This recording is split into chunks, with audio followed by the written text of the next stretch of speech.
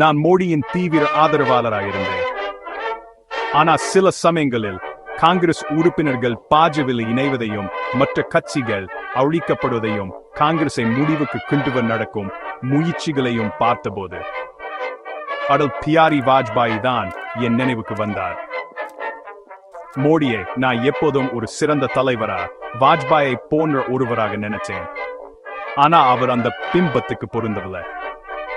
ஒரு நாள் ஒரு கூட்டத்துக்கு பிறகு நான் டெல்லியில இருந்து திரும்பி வந்து கொண்டிருந்தேன். திரும்பி வரும் வழியில் ஓய்வு பெற்ற ஒரு அதிகாரியுடன் பேசிக் கொண்டிருந்தேன். நான் அவரிடம் நிதிஷ்குமாருடன் மீண்டும் கூட்டணி வைப்பது ஒரு தவறாக இருக்கலாம் என சொன்னேன்.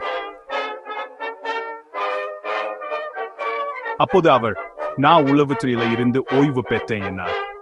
பிறகு அவர் என்னிடம் ஒன்று சொன்னார். அது என்ன மிகவும் பாதித்தது. கடந்த 7 ஆண்டுகள முதல் முறையா என் மகளின் எதிர்காலம் பாதுகாப்பானது என நான் நம்புறேன். நான் அவரிடம் என்ன சொல்கிறீங்க என கேட்டேன். அவர் விளக்கினார்.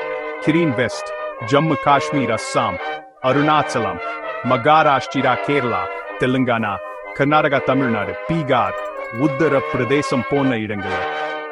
இந்த மாநிலங்கள் அனைத்திலும் குண்டு வெடிப்புகள், பயங்கரவாதம், போதைப்பொருட்கள், பாலியல் குற்றங்கள் நடந்தன. அப்போது அரசு எதுவும் செய்யவில்லை. அவர்கள் வெறுமனே மன்னமாக இருந்தனர். அவர் மேலும் சொன்னார், சூகுலில் தேடி பாருங்க. ஒவ்வொரு வருடமும் எத்தனை பெண்கள் காணாமல் போறாங்க. 95% இந்துக்க, 3% கிறிஸ்தவர்கள் அல்லது சீக்கியர்கள். லவ் ஜிஹாதுக்கு பிறகு அவர் காணாமல் போகிறாங்க, கொல்லப்படுகிறாங்க. அவர்களின் உறுப்புகள் நேபாளம் மற்றும் இலங்கைக்கு கடத்தப்படுகின்றன. சில நகரங்கள் மினி பாகிஸ்தான்களா மாறிவிட்டன. அங்கே காவல்துறையினரால் சூடன் நுழைய முடியாது. அவர் சொன்னார், மோடியின் முதல் ஆட்சி காலத்தில் நாங்க வெளிப்படையாக பேச ஆரம்பிச்சோம்.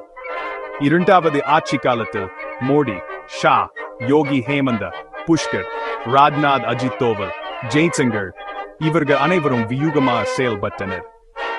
மகாராஷ்டிரா, ஊபி, பீகார், கர்நாடகா போன்ற மாநிலங்களில் முஸ்லிம்கள் ஆதரவு பெற்ற கட்சிகள் தோற்கடிக்கப்பட்டுள்ளன.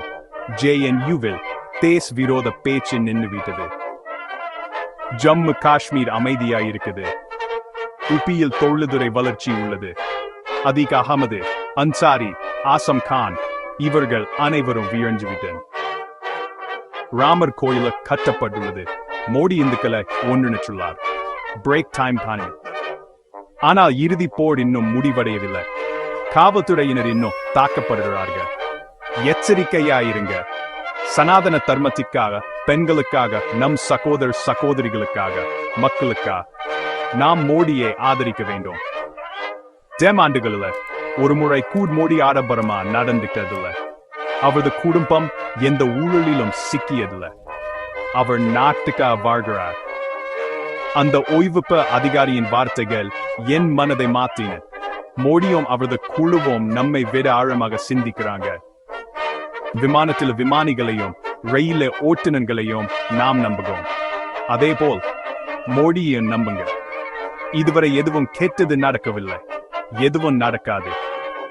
மோடியை பொறுத்தவரை தேசம்தான் முதலில். இந்த வீடியோ உங்களுக்கு ஏதாவது உணவை தந்தால் மற்றவர்களுடன் பகிர்ந்து கொள்ளுங்க.